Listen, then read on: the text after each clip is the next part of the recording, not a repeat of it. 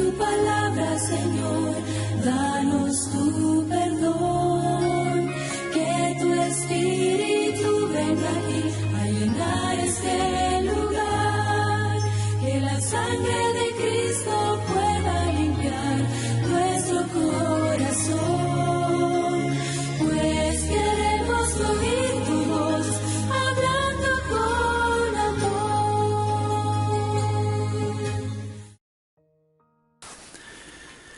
Hermanos, les damos la bienvenida para el día de hoy, el día de reposo.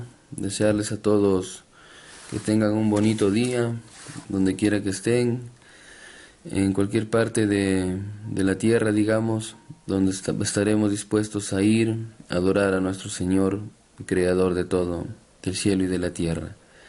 Les damos la bienvenida para el bosquejo de la semana en este día tan sagrado, el cual les invitamos, como cada mañana, a tener una oración para agradecer al Señor y también para pedirle que nos pueda acompañar en el estudio de su palabra. Vamos a orar, hermanos. Querido Señor, que moras en las alturas de los cielos, te damos gracias, Señor, por este día tan preciado que nos das. Este día consagrado, Señor, y apartado para todo ser humano, para todo Israel espiritual, así como un día fue para el literal, y quizá no pudo, Señor, mantenerse en tus estatutos, en tu ley, pues te pedimos, Señor, que nos ayudes a oír tu voz, a escuchar tu voz para poder guardar tu ley en nuestro corazón y que se pueda manifestar, Señor, en buenas obras de amor. Te pedimos por los hermanitos, por aquellos que están al otro lado de las redes sociales, aquellos que día a día siguen este ministerio, Señor, que nos puedas acompañar en este estudio y que los puedas mantener, Señor, con bien, y que el enemigo pueda, Señor, mantenerse a distancia, Señor, con sus demonios a través de tus ángeles que siempre están guardando a los que han decidido seguirte. Te pedimos estos favores confiando en el nombre precioso de tu Hijo Jesús. Amén. Muy bien, bienvenidos al bosquejo de la semana. Tenemos el título llamado Un sacerdocio corrupto. Tenemos primeramente el versículo de memoria, que lo tenemos en el libro de Nehemías, capítulo 9, versículo 34. Dice así: nuestros reyes, nuestros príncipes, nuestros sacerdotes y nuestros padres no pusieron por obra tu ley. Está hablando no para Jehová. Ni atendieron a tus mandamientos y a tus testimonios con que los amonestabas, no, con que los avisabas, con que los reprendías. Entonces acá el profeta está hablando no para el Señor, cómo el pueblo se había descarriado, y empezando por las cabezas, desde los reyes, seguido por los príncipes y por los sacerdotes, no, por los que tenían la autoridad sobre el pueblo. Por ellos esto empezó el sacerdocio corrupto. Tenemos un pequeño comentario acerca del versículo de memoria, lo encontramos en Patriarcas y Profetas, la página 627. El ejemplo que deben dar los que sirven en las cosas santas debe ser de tal carácter que induzca al pueblo a reverenciar a Dios y a temer, dice, ofenderle. Cuando los hombres que actúan como en el nombre del Cristo, nos dice en 2 de Corintios 5:20, para proclamar al pueblo el mensaje divino de misericordia y reconciliación, usan su sagrada vocación como un disfraz para satisfacer sus deseos egoístas y sensuales. Se convierten en los agentes más eficaces de Satanás. Y acá nos da un ejemplo, cómo Ovni y Fines inducen al pueblo a aborrecer el sacrificio de Jehová. Entonces, acá tenemos el ejemplo claro, ¿no?, de personas que pueden, dice, estar disfrazadas, pueden llamarse cristianos, pero están disfrazados a tal punto que llevan a un pueblo, dice, a aborrecer el sacrificio de Jehová, ¿no?, que fue, ¿no es cierto?, su Hijo, y que llevan a un pueblo también a pisar sus santos mandamientos. personas disfrazadas, quizá algunos por ignorancia, pero en su mayoría vemos que ya no. Los mandamientos de Dios, la ley de Dios, siempre ha sido manifestada de una u otra forma, pero el pueblo, mal llamado pueblo de Dios también, aún pisa, ¿no? Pero vemos que no es así. Que no es así, porque aquel que dice aquí en el nombre de Cristo, tiene que tener un carácter que induzca al pueblo, dice, a respetar a Dios y a temerle, ¿no? No a temerle con miedo, digamos, porque el temor es parte también, dice, de la alegría, ¿no? El temor es respetar. Y como dice el sabio Salomón, el fin de todo discurso es este. El temer a Dios es guardar, dice, sus mandamientos, sus 10 mandamientos. Entonces eso es el ejemplo que debe dar, dice, aquel que proclama, ¿no?, en el nombre de Cristo la salvación para el pueblo. Pero vemos que es todo lo contrario.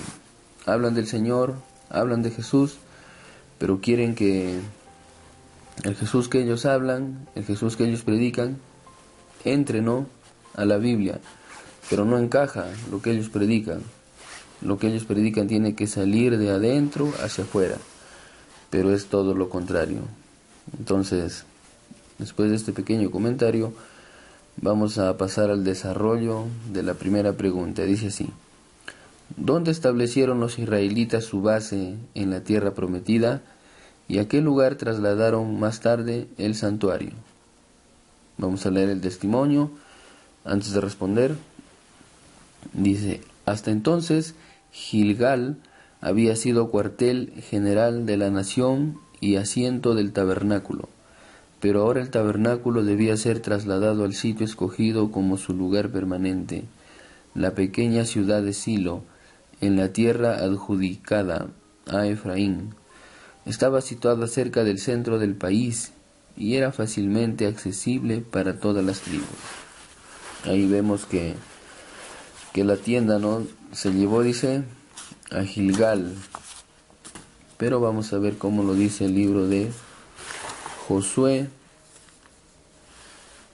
el capítulo 18 y el versículo 1.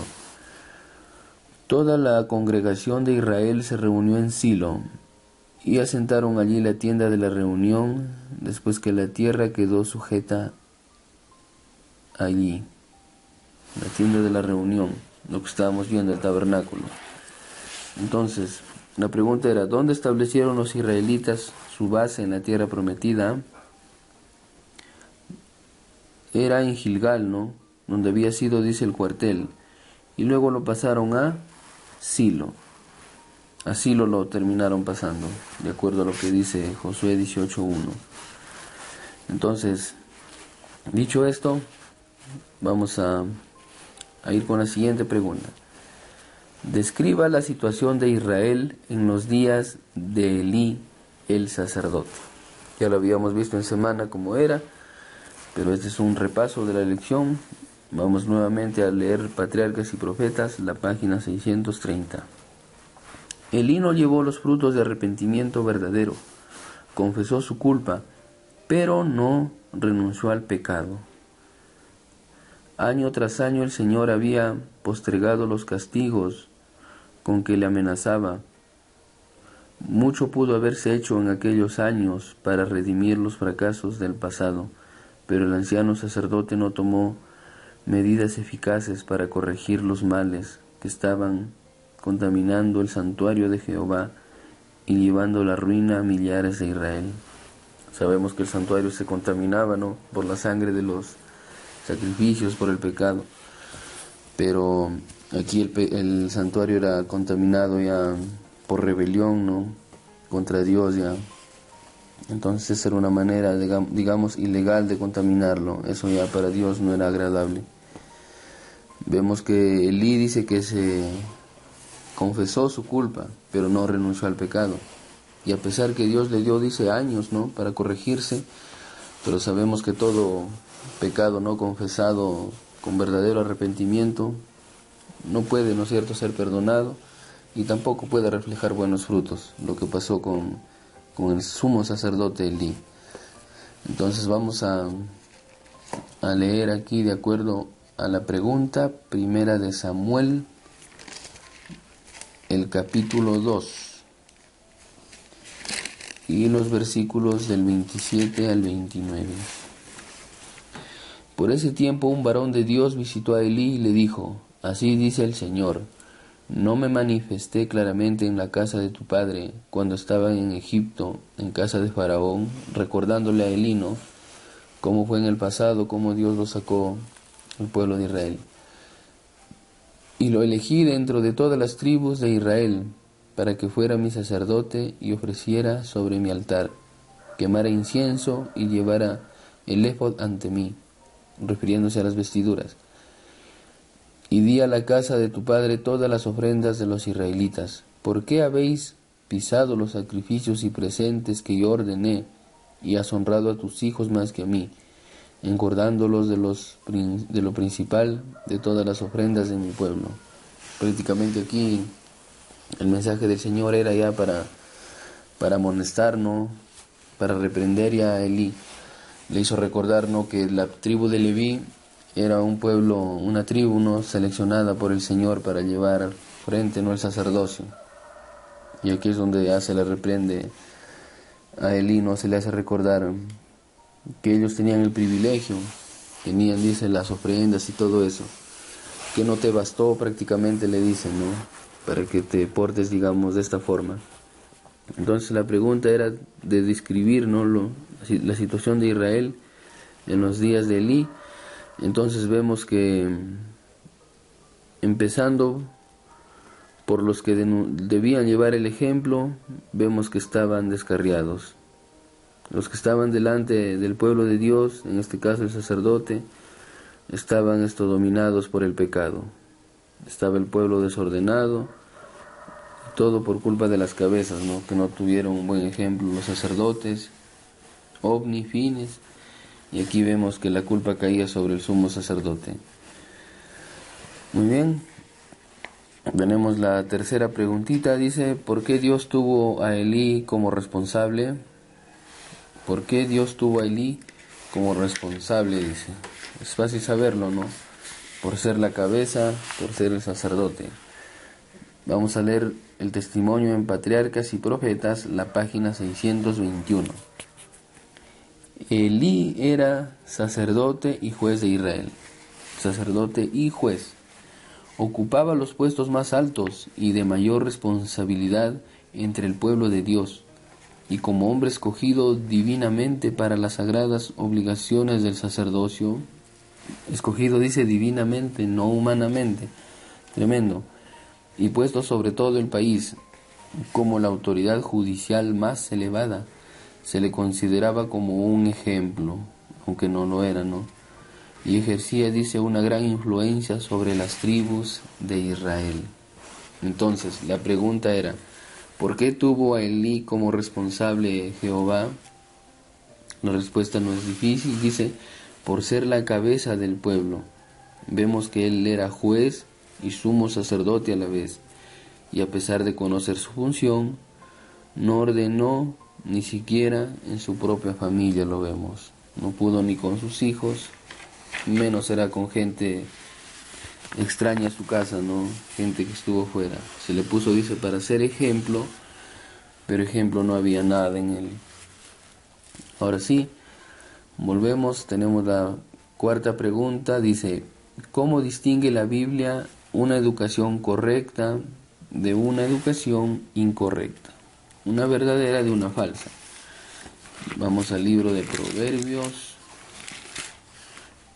Primeramente vamos a leer el versículo 1 y luego vamos a saltar al versículo 8. Versículo 1, Proverbios de Salomón. El hijo sabio alegra al padre, el hijo necio es tristeza de su madre. Tan claro. Ahora el versículo 10. El que guiñe el ojo causa disgustos, y el necio de labios será castigado. Vamos a leer el testimonio para complementar un poco más. Patriarcas y Profetas 624. Los que siguen sus propias inclinaciones en su afecto ciego por sus hijos y permitiéndoles que satisfagan sus deseos egoístas, no les hacen sentir el peso de la autoridad de Dios para reprender el pecado y corregir el mal. Ponen de manifiesto que honran a sus hijos impíos más que a Dios. Una historia, ¿no?, como la que vemos en el pasado y que nos debe de servir, la que pasó con el sumo sacerdote y sus hijos. Entonces la palabra de Dios, sabemos, hermanos, que nos ayuda. La palabra de Dios no es como la educación, ¿no?, del mundo. Es una educación para vida eterna, pero funciona muy bien aquí en lo terrenal también, viviendo aquí en el mundo, ¿no? Pero la palabra de Dios nos ayuda a apartarnos del mundo, porque su educación es tan completa. Aquí encontramos, ¿no?, historia, encontramos el futuro, también es un periódico avanzado. Encontramos también muchos consejos, ¿no?, para padres, madres, para los hijos. Entonces nos ayuda a distinguir. La Biblia sí nos ayuda, porque la educación correcta dice que es alegría, ¿no?, para los padres. La correcta, no la correcta del mundo, ¿no?, que un día puedo hacer feliz a mi madre, a mi padre, al otro día le doy tristeza. Un día puedo estar bien, otro día no. No es educación, no. La educación cristiana, digamos, bíblicamente, es la que alegra, dice, a los padres permanentemente, ¿no? ¿Y la incorrecta cuál es? La que nos hace ver, ¿no?, a los hijos necios. Vemos por ahí un hijo necio, o sea, terco, obstinado. Lo vemos y se pone de manifiesto, ¿no?, que esa educación no es sincera. Quizás los del mundo aún no conocieron, pero hay en el mundo cristiano hijos, sí. Por ejemplo, el padre puede ser pastor, pero el hijo está en el mundo. El padre puede ser por ejemplo, copastor, también, ¿no? Se le pone nombre así cuando son estos pueblos evangélicos, pentecostales, ¿no? Tienen diferentes rangos, pero vemos que el padre está arriba y los hijos en el mundo, ¿no? El padre arriba en un púlpito predicando, gritando al pueblo, pero los hijos descarriados. ¿Y por qué? Porque no ha habido un estudio sincero, ¿no?, de las Escrituras, porque no han dejado que el Espíritu pueda trabajar en ellos. Y también puede pasar, ¿no?, en el pueblo del Señor, no lo sabemos. Vemos que el sumo sacerdote Liera dice que los cargos que ellos tenían eran escogidos divinamente, pero igual se descarriaron, y también puede pasar, ¿no?, en el pueblo del Señor. Es por eso que siempre tenemos que ir al altar, como les dije, ¿no?, con toda la familia, con la esposa, con los pequeños, y orar, ¿no?, unos por otros, para que el Señor nos pueda guiar en la educación verdadera, ¿no?, de acuerdo a lo que sale de la boca del Señor.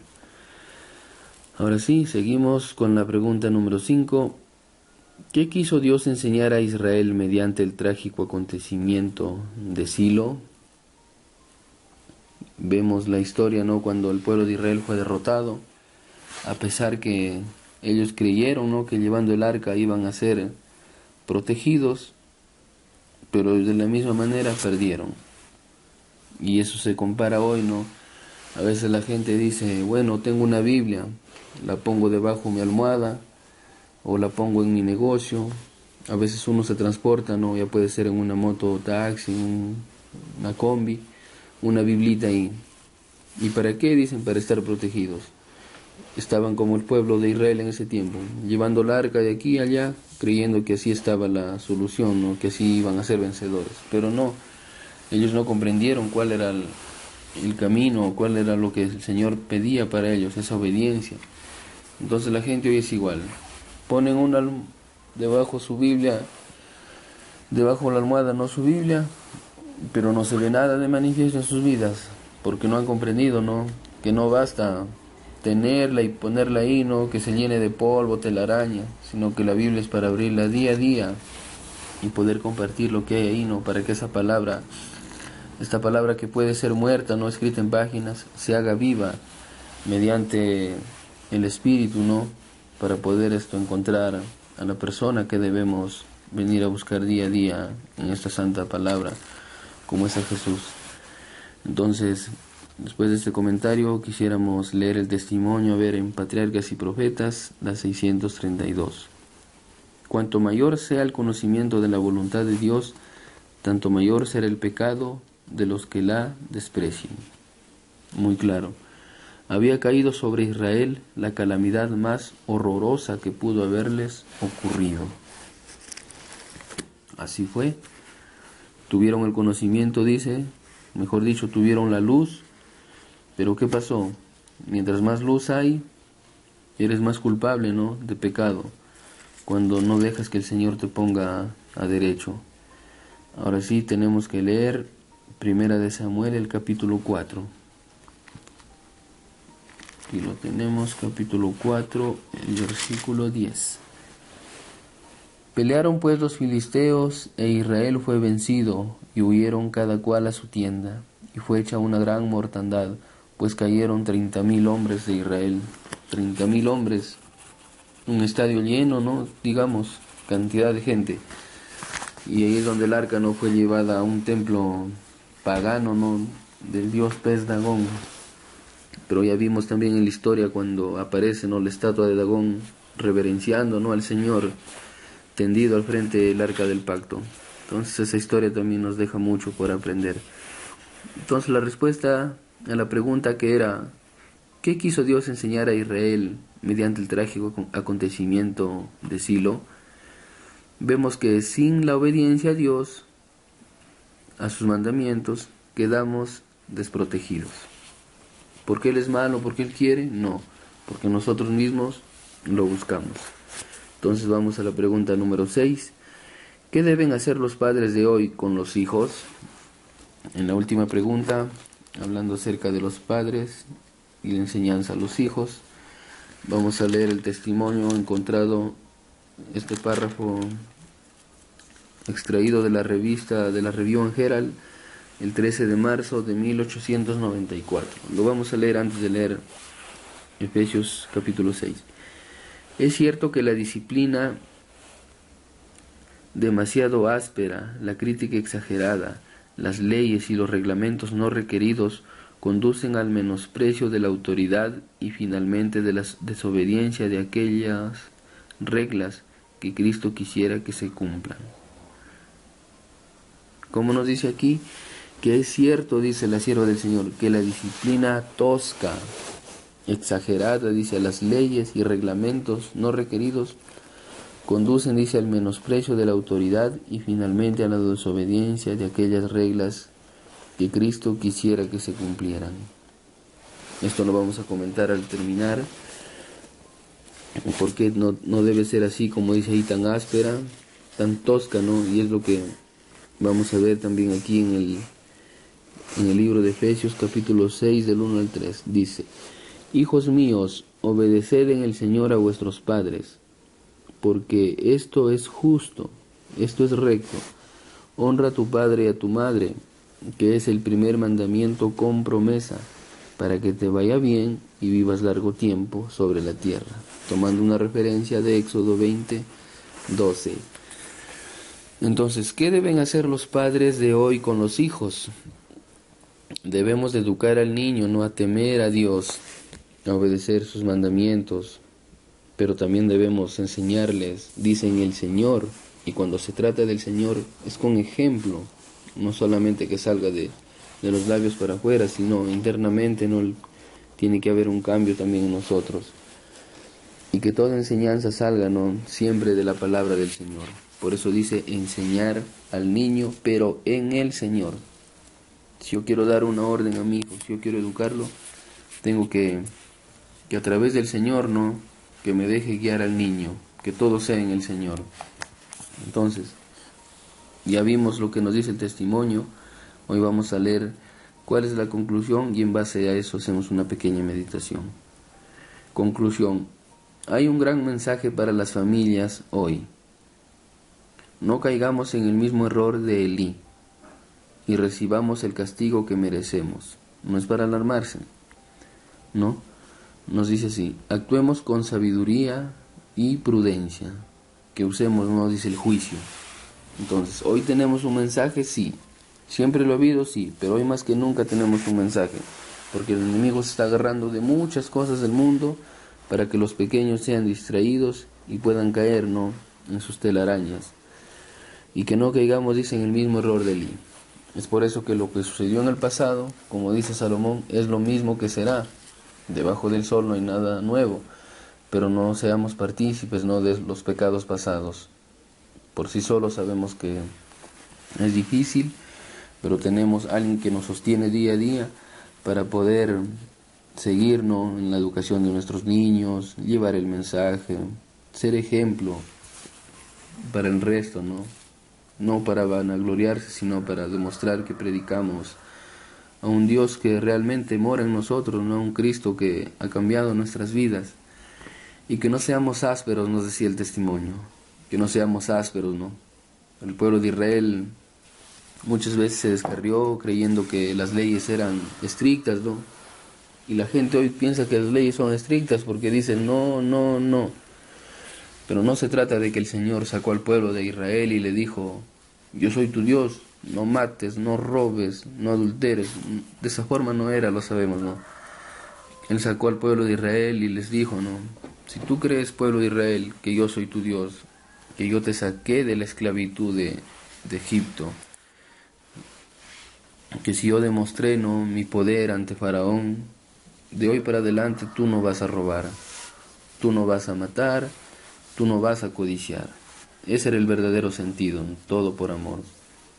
A pesar que el carácter del Señor se desfiguró por el pueblo, es por eso que cuando vino Jesús exaltó, ¿no?, al Padre y dio a demostrar cuál era el carácter del Padre.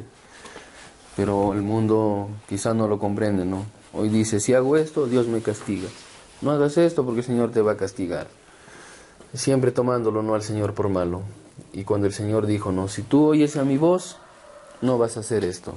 Entonces, primeramente, siempre empieza por oír a la palabra del Señor para poder nosotros obedecer sus tan buenos mandamientos, ¿no? Entonces, concluido, hermanos, el estudio de esta mañana, desearles a todos que pasen un bonito día del Señor. Tenemos encuentros el día de hoy, tenemos visitas, ya nos veremos con algunos de ustedes más luego para pasar un bonito día apartado para el hombre, en favor del hombre. Amén, hermanos, bendiciones.